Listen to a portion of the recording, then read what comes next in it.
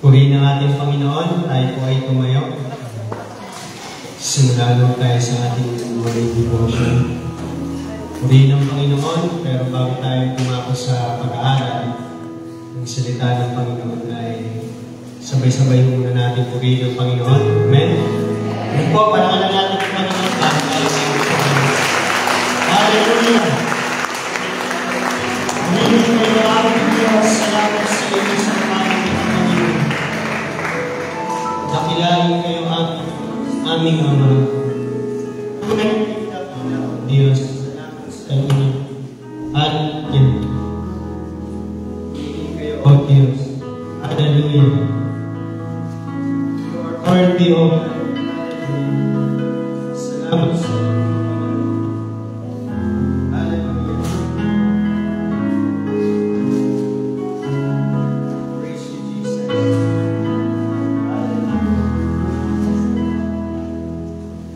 Hello. Purihin ng Panginoon, sige po tayo ay umawit sa Panginoon. Tunay na dakila. Amen? Ang Diyos na tumawag sa atin ay isang Diyos na dakila. Kaya panghawakan mo natin yung bagay na ito.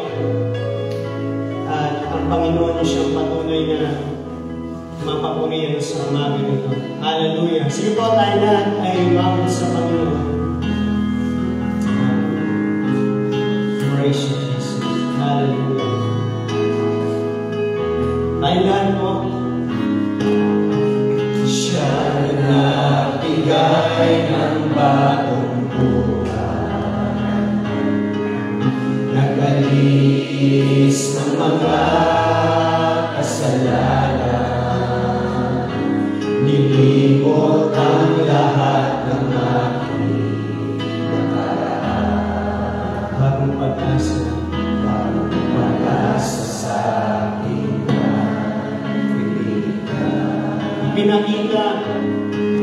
Ipinakita sa akin ang kanyang layunin. Ano yun, mga kapatid?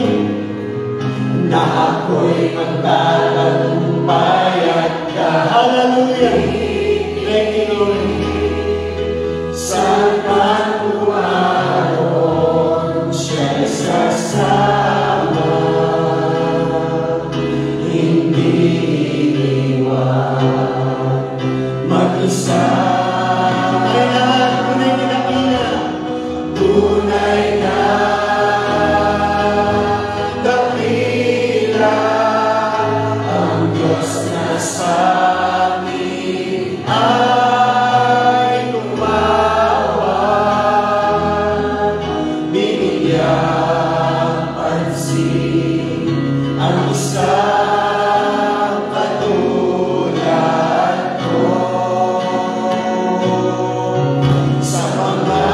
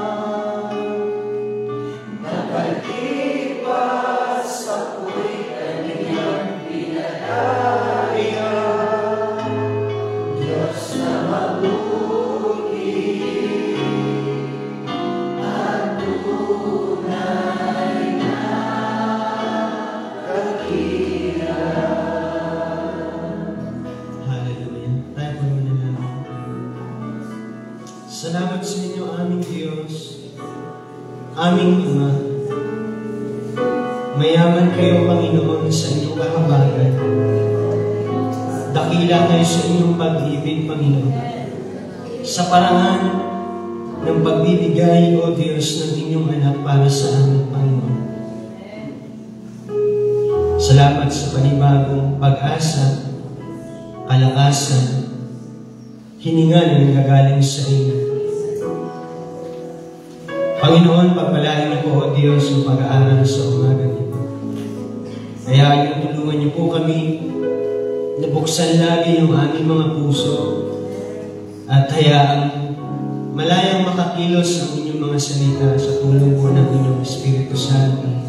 Ang mas makilala pa namin ang inyong anak na si Jesus, ang kanyang tinapos na ginawa, Panginoon, na nagdulot sa amin, Panginoon, sa kalalagayan, Panginoon, na inarin yung matuwid sa inyong harapan.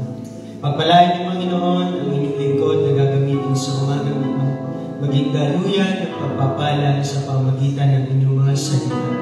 At ganoon din naman sa amin, tulungan niyo kami, O Diyos, na laging maging laan na tanggapin ang inyong mga salita. Salamat po sa inyo.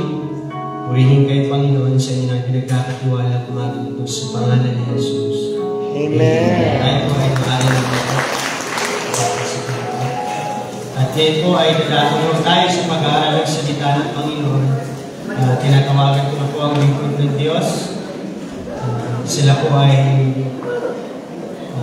nanggaling pa sa bansang Singapore at sila din po nagtatrabaho. Natawagan ko po ang Pastoral Divine Rapper. Napakalaman ng Panginoon.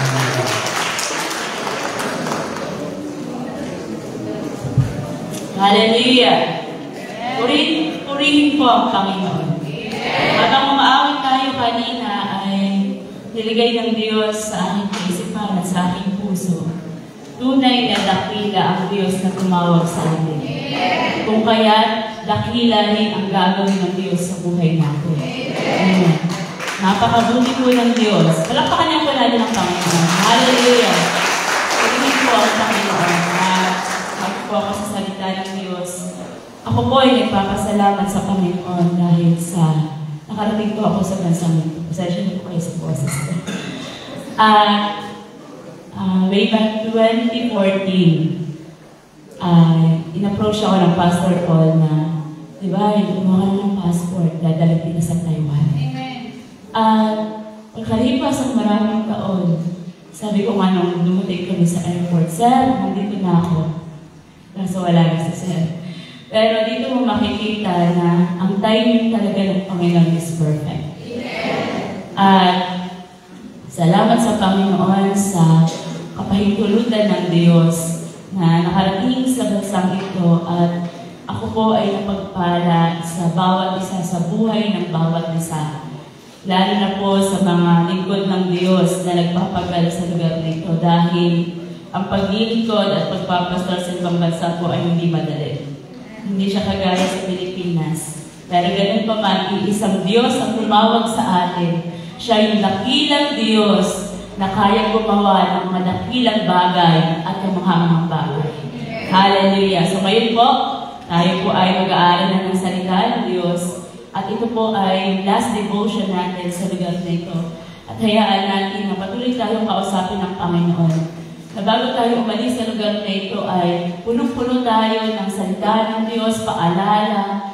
At sa ating paglabas sa lugar na ito ay magagawa natin ang tatlong bagay na yan. Basahin natin ulit. Go, believe, and experience. Yan yung nais ng Panginoon. Kung bakit na tayo dinako sa lugar na ito, kung ikaw ay first time na na-invite dito, praise God. Bakit inatasan ka na ngayon ng Panginoon isang tungkulin? Na sa iyong paglabas ay may gagawin ka.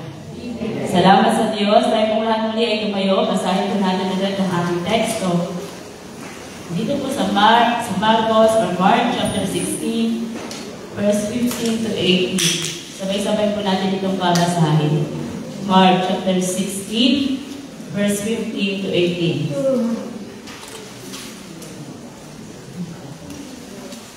Buha tayo po lahat, Mark chapter 16, verse 15. Pagkatapos, sinabi ni Jesus sa kanila, "Humayo kayo sa buong mundo at ipahayag niyo ang magandang balita sa lahat ng tao." 16. Ang lahat ng sasampalataya at magpapabautismo ay magliligtas. Ngunit ang hindi sasampalataya ay mapapusahan. 17.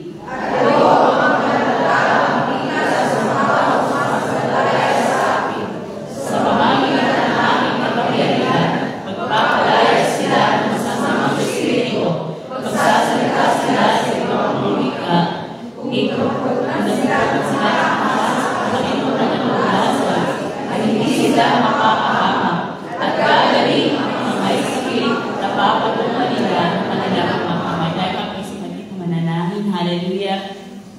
Purihin kayo aming Panginoon, dakila kayo o Diyos.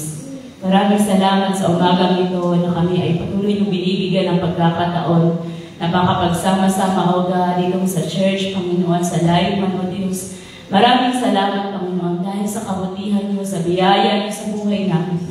Kung kaya't kami ay narito at patuloy na tinatawag, Panginoon, sa isang tungkulin. Panginoon, Holy Spirit, kayo nga po yung mangusap sa bawat isa. Katagpuin niyo po yung mga pangangailangan pa po namin, Lord, sa lugar na ito. Salamat po, O Diyos, purihin kayo at sambahin sa pangalan ng Panginoong Yesus. Amen. Makakaupo na po ang bawat sa presensya ng Panginoon. So, sa loob ng 4 na araw, ay marami na tayong narinig tungkol sa teksto na yan. Marami na tayong narinig ng patotoo, habol, sermon, at ano pa man.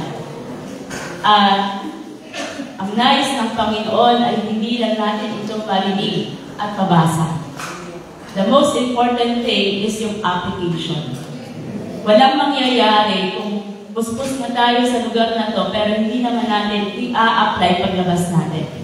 Hindi natin mararanasan yung experience, di ba? Yun yung pinakagusto natin. Yung makasaksi tayo ng mga kamanghamanghang gagawin ng Diyos. Yung mga himalang gagawin ng Diyos, pero hindi natin mararanasan yan kung hindi natin i-a-apply. At yan yung nais ng Panginoon. Alam niyo po, sa Singapore pala ako, ay nag-pray ako, Lord, ano po sasabihin ko sa mga campers? At pray ako araw-araw. Parang wala talaga. Tapos isang araw, ay kinausap ako ng Panginoon. Sabi niya sa akin, summarize mo yung mga sinermon. At ipaalala sa kanila last day, kailangan yung application. Kasi yan po ang pinakamahalaga. Kagaya po, nung nakaraang araw ay hindi po ako nakapagturo sa youth kasi may sinamahan po akong camper na pumunta kami ng hospital dahil masama ang pakiramdam niya. At nung nandun na po kami, maraming resete sa kanya. Pagbalik din ito, pinakita niya sa akin doon. Napakadami. At walang mangyayari sa kanya, hindi siya gagaling kung hindi niya iinumin ang gamot. Kung galing sa hospital, lalabas siya, hawakan niya lang yung gamot, ilalagay sa tabi, gagaling ba siya? Hindi. Ganyan din mangyayari sa atin. Pag tayo ay puspos na tayo, blessed na blessed tayo sa salita ng Diyos, sa naririnig natin, talagang mapaiyak pa tayo. Pero kung hindi mo, kung wala yung application, wala rin mangyayari. Ganun pa rin ang buhay natin, tuloy-tuloy pa rin. Kagaya pa rin siya nung before na umalis tayo or dumating tayo sa camp na to. Yan yung hingin natin sa Panginoon. Lord, pag alis ko sa lugar na ito, Panginoon, merong pagbabago sa akin. Hindi lang sa linggo, ay, mag-a-attend na ako. Talagang every Sunday, a-attend na talaga ako. Hindi na ako malulate. Hindi yun. Araw-araw yun. Yung pamumuhay sa Panginoon ay hindi lang linggo, mga kapatid. Hindi lang during Bible study. Minsan tayo ay, parang feeling natin, balag na balag tayo pag may mga gawain. Ang hamon dito ng Panginoon ay everyday. So, paano ba tayo mamumuhay na kasama ang Panginoon? So, bago tayo umuwi o umalis sa lugar na ito, ito yung dalawang paalala na nais kong iparating sa inyo. Una po ay, kagaya ng pinag-aralan natin kagabi with Pastor Luis, merong pakikibaka sa laman. Ito po yung lagi nating alalahanan. Lalo na ngayon, puspos tayo. Hindi yan titigil, hindi yan uupo lang yung mga kampo ng Satanas at papanoorin tayo na nagtataas ng kamay. Uy, napakaano na, bagong buhay na siya, bahayin na siya. Hindi sila titigil. Mas lalo nilang yung force ng darkness is mas lalong titindi. Kaya ito yung magiging maingat ang bawat isa sa atin. Ano po ang sabi sa unang Korinto, chapter 9, verse 29? Buksan po natin, unang Korinto. Sige po, may mga Biblia po. Magbukas po tayo ng Biblia. Unang Korinto, chapter 9, verse 27.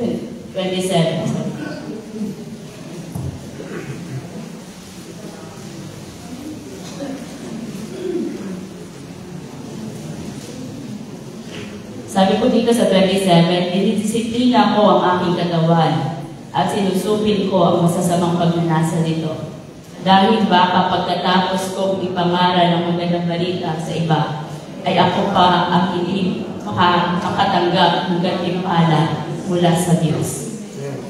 Ito po yun, mga kapatid. Paglabas natin sa lugar na ito, kailangan maging maingat tayo kung paano tayo mamuhay kasama yung mga hindi mananampalataya. Minsan kasi ang mga mananampalataya, talagang naiintuwan siya ng hindi mananampalataya eh. Kahit gano'n pa yung kapuspos minsan eh. Bago pumunta sa work, ay umiyak pa yan sa Panginoon, pero bakit pagdating sa work ay naiintuwan siya. Hindi kasi natin nababantayan yung sarili natin.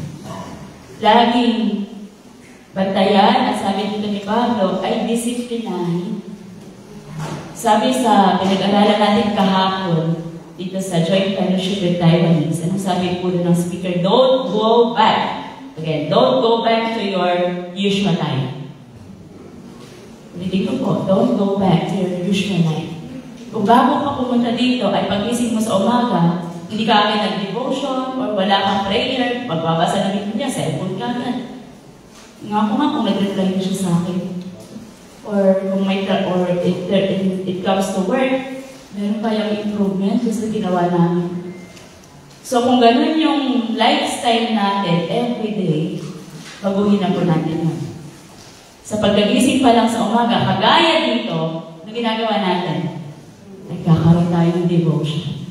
Dito sa camp na to ay sinasanay tayo paano ba tayo mabuhay araw-araw pag bumalik na tayo. So, ito po yung kailangan natin gawin, disiplinahin. Pastora, kasi madalian kasi kailangan tumakbo kami papuntang work eh. Napakalangit ko po. Ang hirap talaga umangon. Sa isang araw, sabi ko sa mga youth kahapon, ilang oras na binibigay sa ng Panginoon? 24 hours. Sa 24 hours ang po ba, hindi natin kayo bigyan ng Diyos ng kahit less than, sabi nga ng Panginoon, isang oras lang eh, sa mga alagad. So, mga kapatid, ito yung pinaka-importante na kailangan natin gawin kung nais natin magtagumpay sa mundo. Ang pag-aaral ng salita ng Diyos, ang pag-spend time sa presensya ng Panginoon, hindi lang araw ng linggo. Mahihirapan tayo makikipagbaka sa mundo pag araw lang ng linggo. Bakit? Kung dito sa campsite, pinakain kayo, ngayong araw lang, anong nangyayari sa inyo? Manghihina kayo. Siguro hindi na kayo makasigaw sa hiyal nyo kagabi. Diba? Manghihina kayo, mabilis kayong pabagsakin. Magkakasakit kayo. Same thing sa relasyon natin sa Panginoon. Pag wala ang salita ng Diyos at pag-spend time natin, alalahanin niyo po ito, ay manghihina tayo. Magkakasakit tayo spiritually. Madali lang tayong atakihin ng kaaway. Kung hindi natin gagawin yung consistent na kagaya nito, baka Wednesday, wala na. Amen. Tulungan natin yung mga sarili natin. Pinahintulot ng Diyos na makarating ka sa lugar nito para muling palakasin, pag-recharge. At ngayon, fully charge ka na. Hayaan mo na ma-maintain yan, yung fully charge na yan. Huwag mo hayaan malobat. Pag nalobat, hindi na yung mapapakinabangan. Ang nais ng Diyos sa bawat isa sa atin ay magamit tayo ng Panginoon. Paano tayo magagamit kung lobat tayo? Diba? So mga kapatid, isa po itong paalala sa atin, may pakikibaka sa laman. Ako po ay OFW din at kagabi, habang nagsasalita ang Pastor Luis patungkol sa mga senaryo ng OFW, si Mama ay sabi, may ganun pala. Sabi ko, hindi lang sa Taiwan, sa Singapore. Pagdating ng Singapore ay single.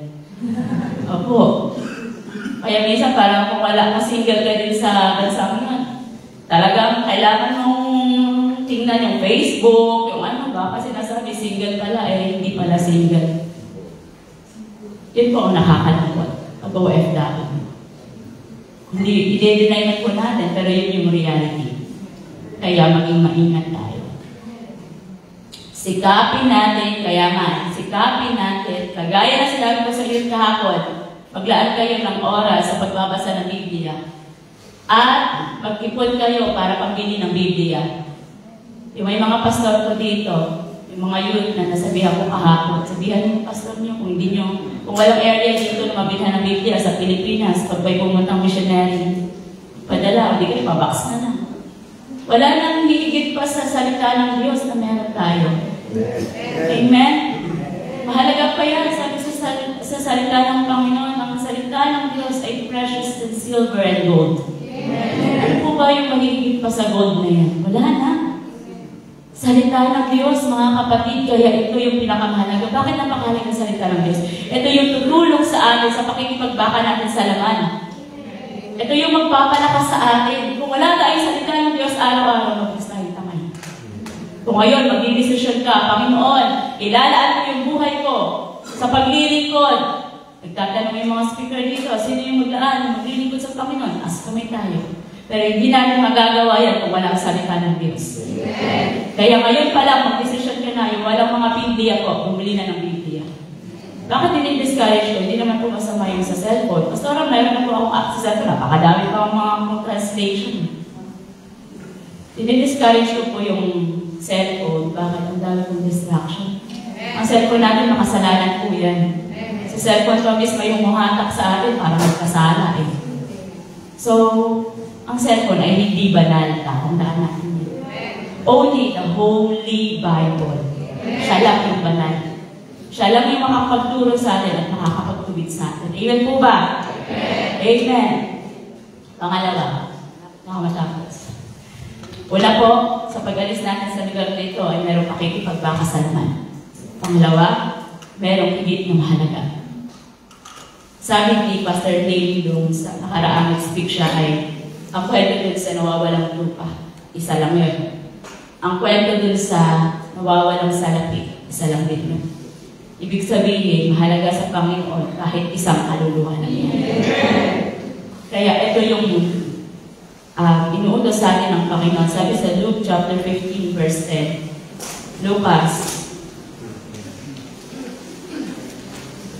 dito ay pinapakita kung gaano kahalaga ang kaluluwa. 15 verse 10. Luke chapter 15.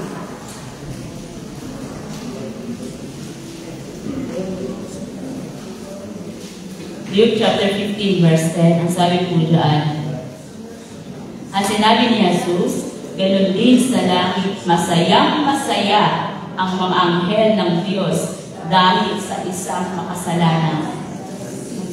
Masayang masaya. Ang kalangitan ko ay hindi yan sasaya kung hindi mahalaga. Amen. Mahalaga kasi yung isang tao, isang kaluluwa na magsisi, kaya buong kalangitan nagsasaya. Hallelujah. Kaya mga kapatid, ito yung bilin sa atin ng Panginoon. Na-bless tayo ng mga karaang sermon. At patotoo, hayaan natin. Paglabas natin dito, yan din yung puso natin. Lord, aabot ako ng maraming kaluluwa. Tanggalin na po natin yung hiya. Kasi si hiya, wala talagang magagawa. Hindi natin mararanasan yung believe and experience pag hindi tayo mag-go. Wala talaga.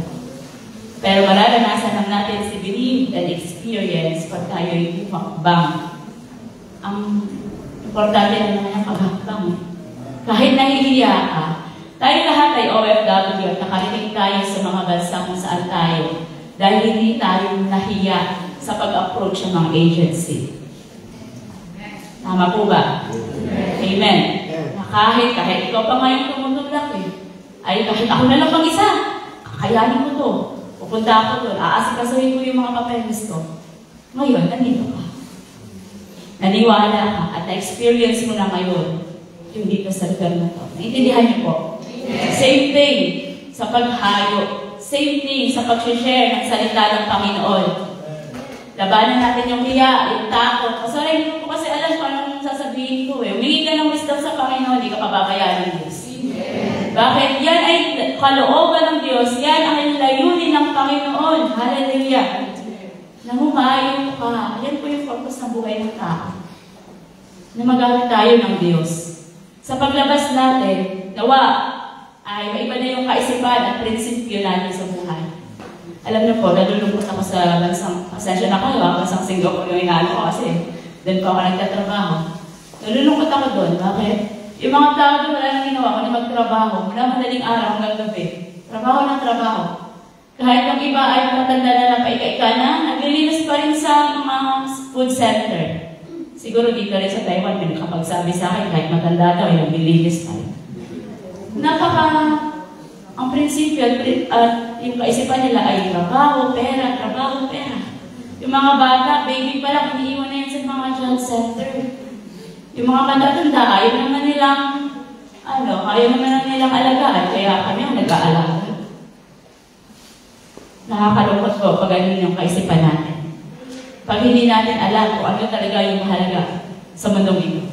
Kung ano talaga yung mahalaga sa Diyos. Sabi nga sa salita ng Panginoon, kahit natutulog daw tayo, kaya tayong tugunin ang pangangailangan natin ng Panginoon. So bakit tayo ang kaisipan natin? Trabaho, pera. Mga kapatid, paglabas natin dito, hingi tayo sa Panginoon, ibahin niyo po yung kaisipan at puso ko. Na kaluluwa ang mahalaga, kaluluwa ang mahalaga. Amen. Tulungan natin yung mga pastor natin. Huwag natin bahala kasi pastor, yan naman yung calling niya. Ang pagkatawag ng Diyos, hindi lang sa mga pastor, sa lahat. Kung tayo ay mga tagasunod ni Kristo, sino po ba nito, mga tagasunod ni Kristo? Parang halos lahat. Amen eh.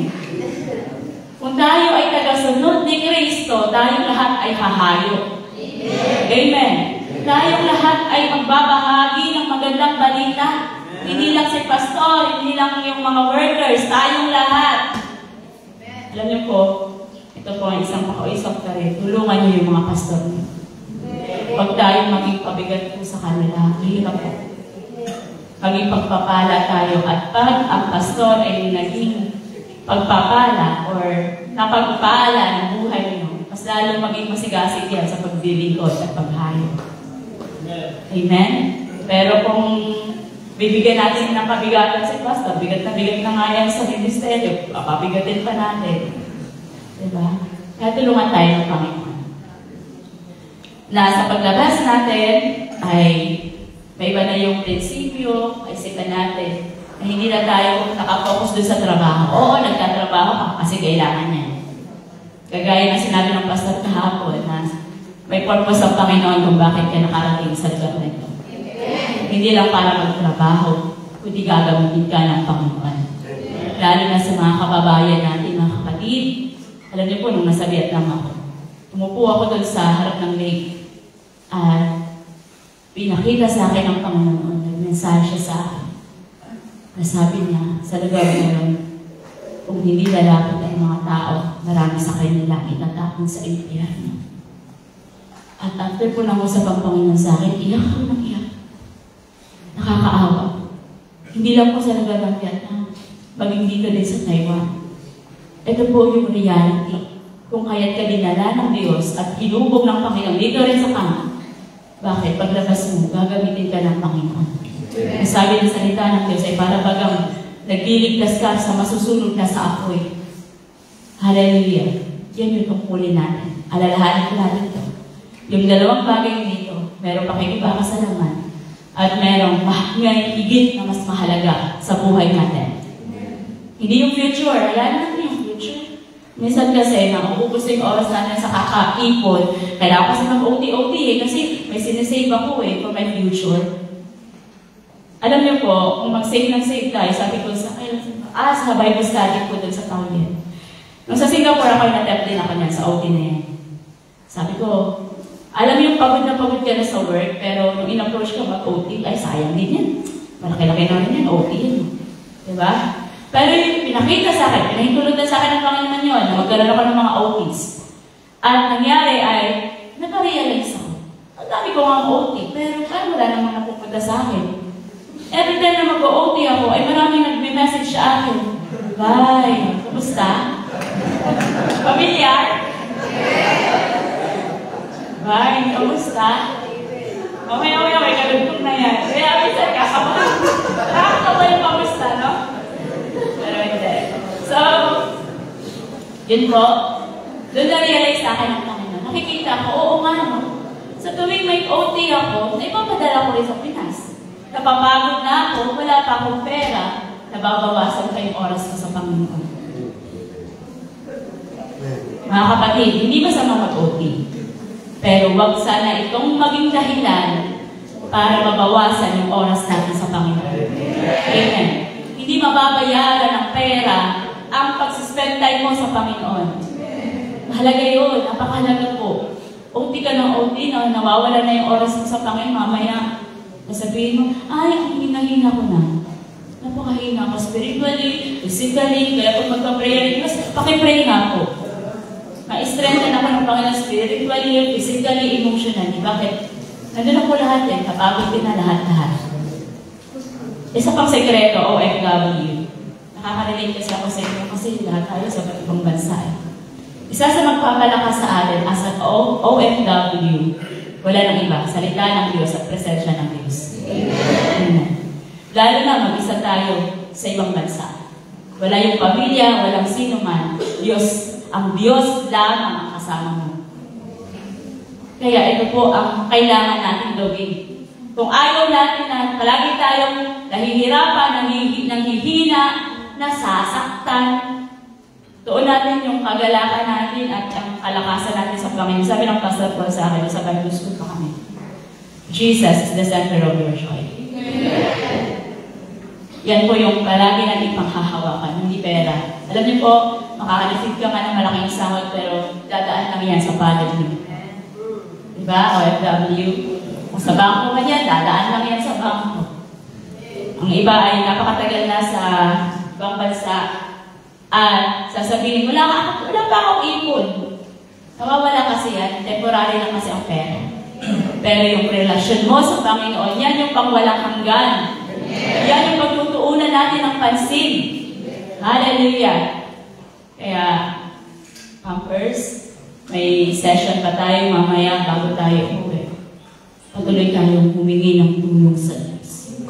I-commit natin yung mga sarili natin sa Panginoon. Lord, paglabas ko sa lugar na ito, hindi na ako kagaya ng dati nung bago ako dumating dito. Panginoon, maglalaan na ako ng oras sa inyo. Panginoon, hindi ko na kayo parang, pag sinabi ng, Sister, ano ka naman, magsimba, ay pasensya na, may pangangailangan, i-part-time na ako. Hindi sana natin ipagpapalit na paglabas natin sa lugar na ito. Wala ka namang bagay, nakakalungkot ko sa Panginoon. Sa Kanya nanggaling yung lahat, pero pinagpapalit natin siya sa maliliit lang na bagay. Kaya, sikapin natin, kagaya ng sinabi dito ng Apostol Pablo, disiplinahin natin. Last verse po. Mateo chapter 5, verse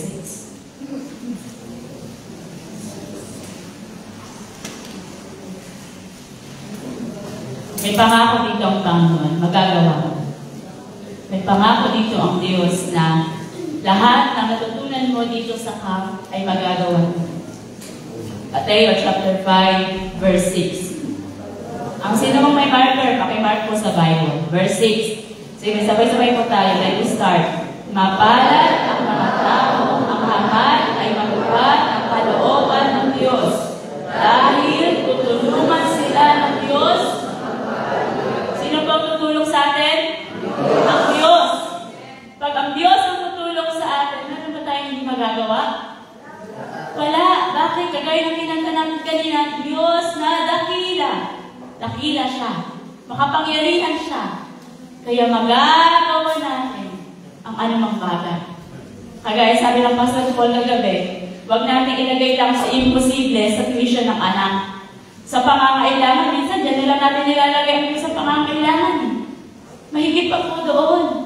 Ang buhay natin, yung buhay ng katabi natin, yung buhay ng mga katrabaho natin, Na pag ikaw ay nag-go, umakbang ka, believe, naniwala ka, na sa iyong paghayo, pagsasalita ay may magagawa ang Diyos sa buhay niya, mararanasan niya yun. Mararanasan mo, kahit ikaw mismo makakasaksi ng himalang mangyayari sa buhay niya. Amen. Na siya ay binago ng Panginoon. Yan yung pinakamalaking himala. Hallelujah! Okay, mga kapatid, hindi mahirap sa Diyos pagdating sa pangangailangan. Sabi sa salita ng Panginoon, mga ibon niya, hindi yan nag-iipon eh. Pero hindi sila nagkukulang, hindi sila pinapabayaan ng Diyos sa umas mo pa, ikaw anak ng Diyos. So, ibahin na natin yung focus natin, tatagahan natin yung tema, go, believe, experience, go! Tulak natin, push yung sarili natin, go! Kung hindi kakalimutan ha, pag-hakbang, makamamay, pag-akit ng bus, parang amnesia na tayo. Ha? Paalala ko, may tungkulin na pinapagawa sa iyo. Ikaw yung gagamitin ng Diyos para sa mga tao. Hallelujah. Magtatayong may katiyak ko yan. Pagbalik mo dito sa camp, may magpapasalamat sa iyo. Salamat na nag-share ka sa akin. Isasabi na, pinagpapasalamat ko sa Panginoon. Last na po ito. Pinagpapasalamat ko sa Panginoon sa trabahong ibinigay niyo po sa amin ng asawa ko sa Singapore ay taga-alala po kami ng mga matatanda doon. Some of them are dying na talaga, maghihingal na. Ikaw yung mag-aalaga doon. Salamat sa Panginoon. Bakit? Binibigyan kami ng pagkakataon na makaalaga ng dying para bago mamatay ay mahayuan muna. Opo. Ang asawa ko ay 2 weeks ago, nag-alaga siya ng dying. Masaya siya, pinwento niya sa akin. Na sila na lang dalawa ng dying na patient sa bahay at sabi niya, bago daw namatay si Uncle, si Uncle ay sinira niya ng love of Jesus. At si Uncle ay nag-lead siya ng prayer of acceptance. Si Uncle ay sumunod. After nun, nakita ng asawa ko, peaceful yung pagkamatay niya. At naiyak siya. Sabi ko sa kanya, alam ko, pagdating sa langit, may magtatap sa'yo. Salamat. Bago ako nawala sa mundo, ibinahagi mo sa akin ng Panginoong Jesus. At yun din po ang lagi kong ilalagay sa puso ko. Sa mga dahil na pasyente ko na nahahayuan ko, sabi ko, Auntie, Uncle, magkikita tayo sa langit. Magkikita tayo. Ganun din po sa inyo. Hallelujah. Hayaan natin saan na tayo nilalagay ng Diyos ng trabaho, magamit tayo dyan ng Panginoon. Meron tayong kaisipan at pasanin, Lord. Sa pag-alis ko sa dorm na to, Panginoon, magagamit niyo ako. Kaya lagi tayo nananalangin, nakikipag-ugnayan sa Diyos. Hallelujah. Bakit? Mahalaga yung mga kaluluwa na yan na nakakasama niyo araw-araw. Mahalaga sila sa Panginoon. Hallelujah. 2 Corinthians, ito na po talaga. 2 Corinthians, pagpapigyan niyo na ako. Isa lang ako sa Taiwan. 2 Corinthians chapter 2, verse 14. Last na po ito. 2 Corinthians chapter 2, verse 14. Sabay-sabay mo tayo, ready, start. Salamat sa Diyos dahil lagi siyang nasa unahan natin sa parada ng tagumpay. Ginagawa niya ito dahil tayo ay kay Kristo. Saan man kami pumunta, ginagamit kami ng Diyos para ipakilala si Kristo sa mga tao. Hallelujah! Saan man tayo pumunta. Amen! Hindi lang yan sa simbahan ko, saan lugar naman na riyan, merong kaluluwa. Yan ay pinahintulad ng Diyos na makasama ka upang makabahagi ka ng salita ng Diyos sa Kanya. At sabi dito, tiyak yan, may tagumpay na dyan. Sa iyong pagsasalita, sa paghayo mo, maniwala ka na, Lord, may mangyayari, Panginoon, sa Kanya. Alina ay patahimik-tahimik lang siya, pero alam ko, Holy Spirit, kumikilos ka sa puso niya. Amen. Gawin lang natin ang pinapagawa. Go lang. Buka mo lang yung bibig mo. Ang Holy Spirit na yung bahala kikilos sa puso niya. Amen. Hindi na parang araw-araw ay talagang pinapaalala mo sa Kanya, impyerno eh. Iyan mo na yung banal na Espiritu. Gawin mo lang. yung pinapagawa sa iyo ng Panginoon. Hallelujah. Salamat sa Panginoon, mga kapatid, sa 4 na araw na hinubog tayo, tinuruan tayo ng Diyos sa lugar na ito. Dawa ay huwag talaga natin makakalimutan. At magdesisyon tayo, Lord, bawat araw, Panginoon. Maglalaan na talaga ako ng oras sa inyo. Babawasan ko po yung sahod ko, bibili po ako ng Bible para makahayo po ako. Amen. Wala po tayong maihahayo pag wala tayong alam sa salita ng Diyos. Hallelujah. Salamat po sa Panginoon. Tayo po natin tumayo. Hallelujah. Hallelujah. Purihin kayo, Panginoon. Hallelujah. Dakilain kayo, O Diyos. Sige nga po, purihin natin ang Panginoon. Hallelujah. Purihin natin ang Diyos. Hallelujah. Purihin kayo, O Diyos. Dakila kayo, tumawag sa amin. Salamat sa inyo, Panginoon. Hallelujah. Na kami po'y tinawag at pinili niyo, O Diyos, sa tungkuling ito.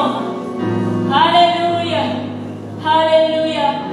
Hallelujah! Salamat po, Panginoon. Sabi sa inyong mga salita, marami ang tinawag, pero kakaunti lang yung pinili. At salamat po, Diyos, dahil kami isa sa pinili niyo para gawin ang tungkuling ito. Biyayaan niyo po kami, Lord, Holy Spirit. Kayo po magpaalala sa amin sa mga bagay na ito, O Diyos, na may kailangan kaming gawin kaysa sa pagtatrabaho. Na may kailangan kami gawin kaya sa Panginoon sa mga relasyon na meron kami sa mundong ito, O Diyos. Salamat po, Panginoon. Pinagpapala ko po, Holy Spirit, ang bawat isa sa umaga ito. Pinagkakatiwala ko na po sila sa inyong mga kamay. At alam namin, Lord, bawat araw ay kasama namin kayo. Kayo magpapaalala at gagabay sa amin, Holy Spirit. Salamat po, O Diyos, sa inyo namin binabalik ang lahat ng pagpulit pagsamba sa pangalan ng Panginoong Jesus. Amen.